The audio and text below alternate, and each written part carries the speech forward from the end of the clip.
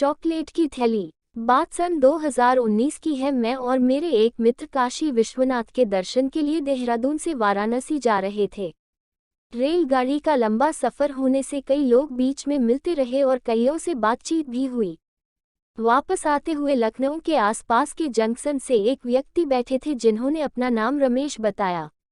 उन्होंने बताया कि वह हरिद्वार जा रहे हैं और हरिद्वार आने ही वाला था। आपस में बात करते हुए समय भी पास होता जाता और आध्यात्मिक स्थान से आ रहे थे तो इसलिए अध्यात्म की चर्चा भी काफी हुई। पर बात ही बात पर हम सब अनेकों संदर्भों पर भी चर्चा कर रहे थे और इसी बात पर रमेश के साथ हुई एक घटना जो उन्होंने हमें बताई मैं आपके सामने रख रहा हूँ। रमेश लखनऊ में एक किराए के कमरे में रहते थे और उनके पड़ोस में एक बुजुर्ग व्यक्ति भी उनके पड़ोसी थे। पड़ोसी बुजुर्ग किसी कंपनी से रिटायर थे और उनकी अच्छी पेंशन योजना थी तथा पैसों की कोई कमी न थी, परंतु बुढ़ापा और अकेले खाना पीना स्वास्थ्य में कमी होने के कारण वह अस्वस्थ रहते थे। रमेश की मित्रता उनसे हो गई थी। आस पड़ोस में कोई रहता है तो मित्रता हो ही जाती है। बुजुर्ग किताबों का भंडार अपने कमरे में रखते थे और उनको पढ़ते और रमेश को भी पढ़ने के लिए देते। इस प्रकार जब भी रमेश कोई भोज्य पदार्थ बनाता उन्हें अवश्य सम्मिलित करता था और कोई भी सेवा होती तो तत्पर रहता था। और कई बार ऐसा अवसर आया जब बुजुर्ग रमेश से चाय, बीड़ी, माचिस, ब्रेड आदि बाजार का सामान भी बाजार से मंगाते और रमेश भी हंसी खुशी ला देते। कई बार बुजुर्ग बीमार पड़ते तो उनके लिए खिचड़ी बनाकर देना और दवाई उपलब्ध कराना, कोई कार्य पड़ने पर उन्हें वहां ले जाना। रमेश के पास एक पुराना खटारा स्कूटर था, उसमें वह उनका जो भी कार्य होता उन्हें वहां ले जाते। इस प्रकार दोनों में एक अच्छी मित्रता हो गई। एक बार बुजुर्ग ने अपने दस्तावेजों का थैला खो दिया, आधार कार्ड आदि, तो रमेश ने दूसरे मित्र की बाइक मानकर उसकी खोज की और उसे ढूंढ निकाला। रमेश सोचते कि बुजुर्ग हैं, कौन इनकी सहायता करेगा, मेरे पास अवसर है तो जितना हो सकता है मुझे कर देना चाहिए। एक दिन बुजुर्ग बाजार से एक नया थैला खरीद कर लाए और रमेश को कहा कि बेटा मेरे कमरे में जगह नहीं है तो इस थैले को यहाँ बाहर रख देता हूँ। शायद बुजुर्ग के कमरे में इतनी जगह न थी। वह थैला शायद वो किसी को गिफ्ट करने के लिए लेकर आए थे और वो एक बड़ा थैला था, तो रमेश ने कहा कि बाहर क्यों, मेरे कमरे में रख दीजिए, जब आवश्यकता हो तो निकाल लेना, वैसे भी मैं यही हूँ, कहीं बाहर नहीं जा रहा। ठीक है कहकर बुजुर्ग ने थैला रमेश के कमरे में रख दिया। उसी रात रमेश के कुछ मित्र वहां रहने के लिए आए और खाना पीना खाकर बैठकर गप्पे मारने लगे। तभी उनकी नज़र उस थैले पर पड़ी। अरे रमेश बाबू, कहीं बाहर जा रहे हो या शादी की खरीदारी करनी है? इतना बड़ा थैला क्यों लेकर आए हो भाई? अरे हाँ, दूसरे मित्र ने भी ठहाके लगाकर कहा, लाओ दिखाओ जरा, देखते हैं कि कैसा थैला है। रमेश रे में राना, इतना कहते कि मित्रों ने थैला खोल दिया और देखने लगे।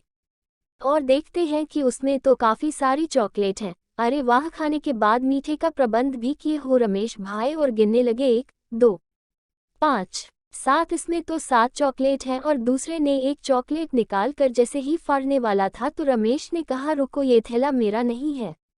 सब रमेश की ओर देखने लगे कि भाई आपके कमरे में थैला है और आप कह रहे हैं कि थैला आपका नहीं है। चॉकलेट नहीं खिलाना चाहते तो मत खिलाओ, पर झूठ न बोलो। रमेश ने सारी बात बता दी और उन्होंने कहा कि मुझे तो पता भी नहीं था कि इसमें चॉकलेट है और बुजुर्ग ने बताया भी नहीं। सारे मित्र समझ गए, रमेश भाई अब ज्यादा नहीं तो एक चॉकलेट तो बनती है, वैसे भी रात के 10 बज रहे हैं, सुबह एक खरीद कर रख देना। ठीक है, सभी ने मिलकर एक चॉकलेट खाए और बाकी थैले में रख दी। बातें करते हुए रात्रि विश्राम कर दूसरे प्रातः वे सब चले गए। दूसरे ही दिन रमेश चॉकलेट लेकर आए, परंतु उन्होंने वह चॉकलेट थैले में न रखकर फ्रिज में रख दिया और मन ही मन सोचने लगे कि बुजुर्ग तो मित्र हैं, उन्हें शान से बताएंगे कि जो चॉकलेट उन्होंने खाए उसे ठंडा करके वापस करेंगे। तीसरे दिन बुजुर्ग ने अपना थैला वहां से उठा लिया, क्योंकि दोनों के दरवाजे एक ही बरामदे में थे, इसलिए वे लोग अपने दरवाजे को हमेशा ताला बंद न करते थे। रमेश कहीं छत पर धूप सेकने के लिए गए थे तो बुजुर्ग ने रमेश के कमरे से अपना थैला ले लिया, परंतु थैले में तो 6 चॉकलेट ही थे। बुजुर्ग ने अपना थैला खोलकर देखा तो उसमें 6 चॉकलेट थी और वे रमेश से लड़ने के लिए छत पर चले गए। अरे रमेश, तुमने मेरा 200 का नुकसान कर दिया मेरे चॉकलेट खाकर। रमेश ने कहा कि उसने एक चॉकलेट खाई थी और वो उसे लेकर भी आया है। वो फ्रिज में रखी है, आपको नीचे जाकर दे दूंगा। नहीं, उसमें 8 चॉकलेट थी। नहीं सर, उसमें 7 थी और हमने एक खाई है और मैं उसके लिए आपको बताना भी चाहता हूँ, और यदि आपको बुरा लगा तो मैं माफ़ी भी मांगने के लिए तैयार हूँ। और यदि दान स्वरूप आप कुछ चाहते हैं तो वो भी सही, परंतु ये लांछन न लगाए। मैंने हमेशा आपकी मदद की है, मुझे झूठा न बनाए, और यदि आप 8 कह रहे हो तो 8 ही होंगे। शायद मैंने ही कुछ गलत कर दिया, पर तब भी 40 की एक तो 2 चॉकलेट 80 की हुई, आप 200 मत कहिए।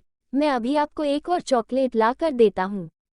रमेश तुरंत दुकान पर जाकर चॉकलेट ले आए और बुजुर्ग को देने लगे, पर बुजुर्ग ने उन चॉकलेट को ऐसे फेंका जैसे कोई कूड़ा भी न फेंकता हो, और कहने लगे कि तुम विश्वासघाती हो, तुमने मेरी अमानत को क्षति पहुंचाई है। किसी का विश्वास नहीं करना चाहिए, किसी की राख को भी छेड़ना नहीं चाहिए, तुमने मेरी चॉकलेट चुराए आदि कठोर वचन कहने लगे।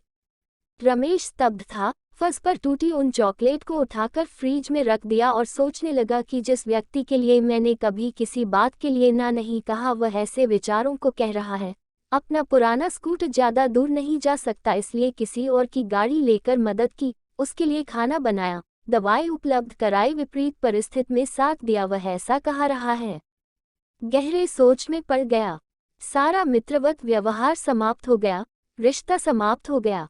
रमेश भाई ने माना कि गलती तो उसकी भी है और वह उसके लिए जो भी दंड हो स्वीकार करता है, परंतु सामने वाला व्यक्ति इसके लिए तैयार ही नहीं था। जब इस संसार में जब सभी वस्तुएं नश्वर हैं तो नहीं चाहिए ऐसे रिश्ते जो 40 रुपये की चॉकलेट को लेकर सिमट सकते हैं। हम उनकी कहानी के उपकार में कुछ कह न पाए। हरिद्वार पहुंच गए थे। रमेश भाई ने हमसे हाथ मिलाया और कहा कि जीवन रहा तो शायद फिर मिलेंगे, और ट्रेन रुकी और वो बाहर की ओर निकल गए।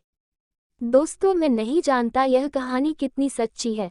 मैं रमेश भाई की आलोचना भी नहीं करना चाहता, क्योंकि जिस भाव से उन्होंने हमें ये बताया था वह काफ़ी गंभीर था, परंतु मैं इसे एक कहानी के रूप में ही देखना चाहता हूँ। वो इसलिए क्योंकि हो सकता है शायद किसी को प्रेरणा दे सके।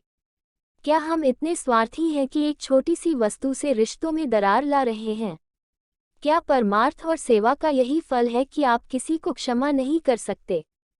क्या फ़ायदा उन पुस्तकों की लाइब्रेरी बनाने का जिनके विचारों को हम अपने जीवन में लागू ही नहीं कर सकते, और उन अनुभवों का जो हमारे जीवन में शायद शांति प्रदान कर सकते थे, परंतु शायद ये हमें चाहिए ही नहीं।